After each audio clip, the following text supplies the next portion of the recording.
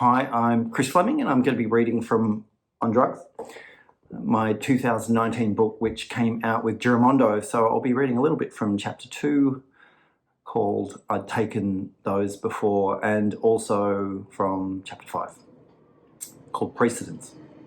So I've taken those before. I'll jump around just a little bit. With illegal drugs, acquisition is necessarily fraud.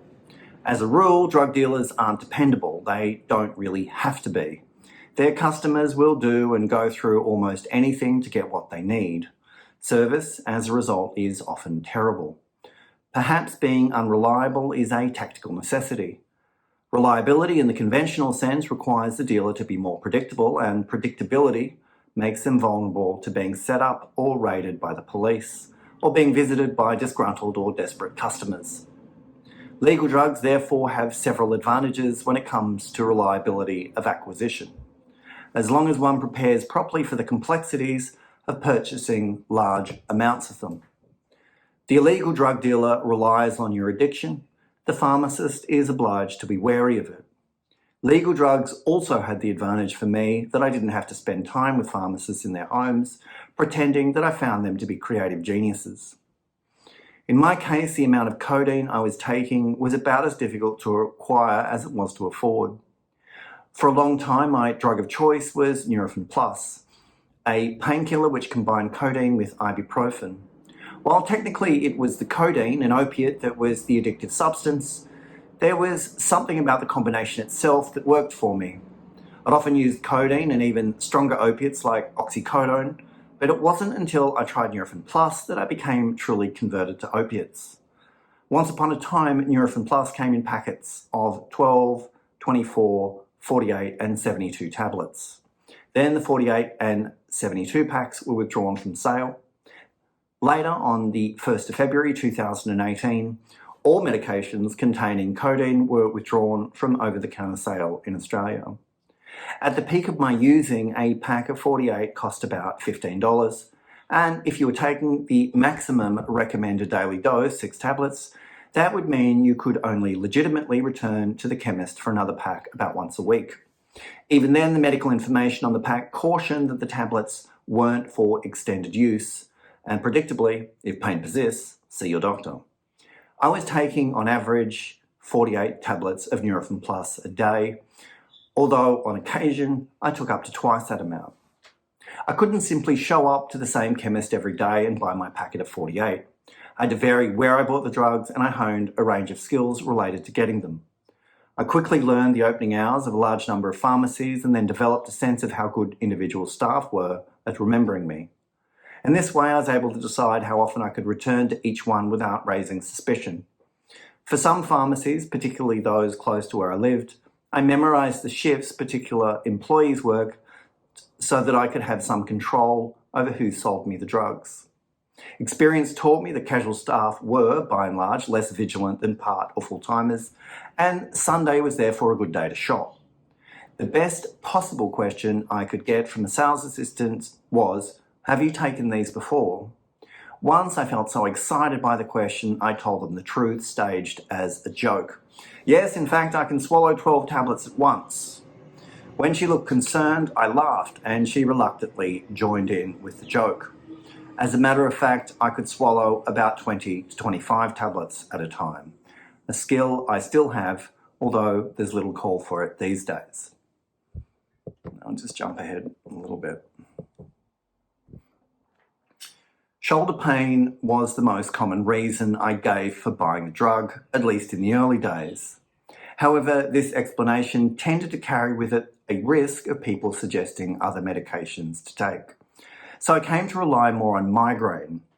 This reason worked for a while until Nurofen migraine pain tablets came available, which had no codeine in them.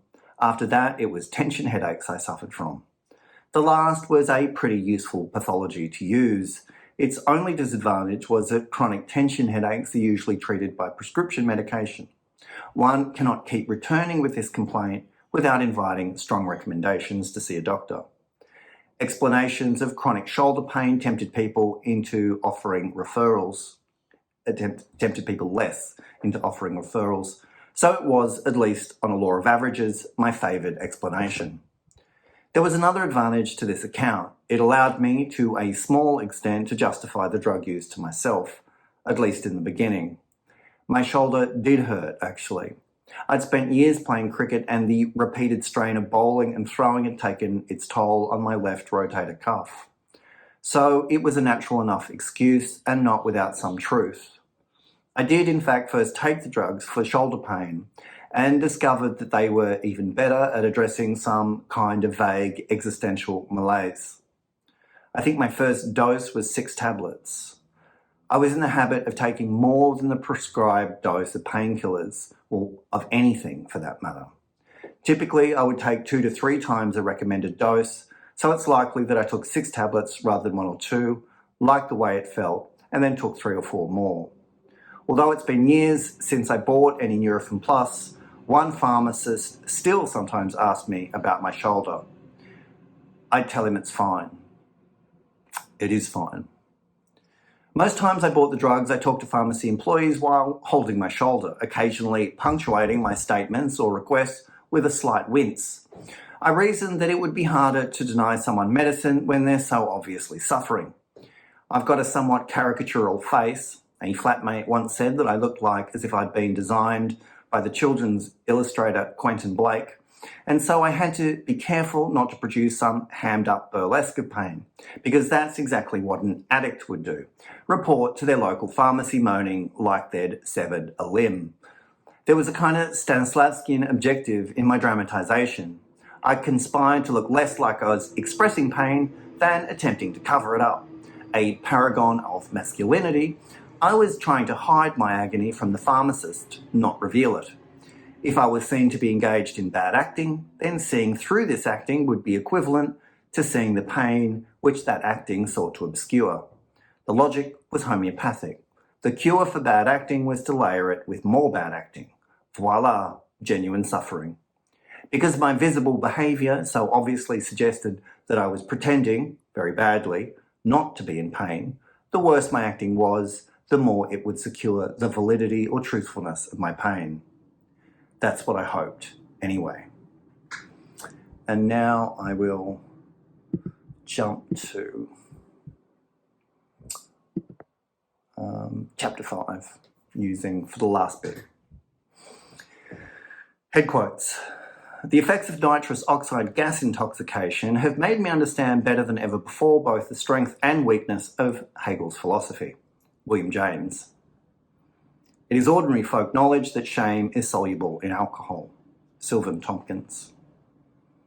As a child, I'd heard a lot about smoking grass, much of it from the American comedy duo Cheech and Chong, whose entire cinematic universe was inspired by or related to pot. I wondered why people liked smoking it so much, and correspondingly why others warned so strongly against it. I decided at 9 that there was only one way to find out. I went into my backyard and ripped out a handful of lawn with the aim of smoking it.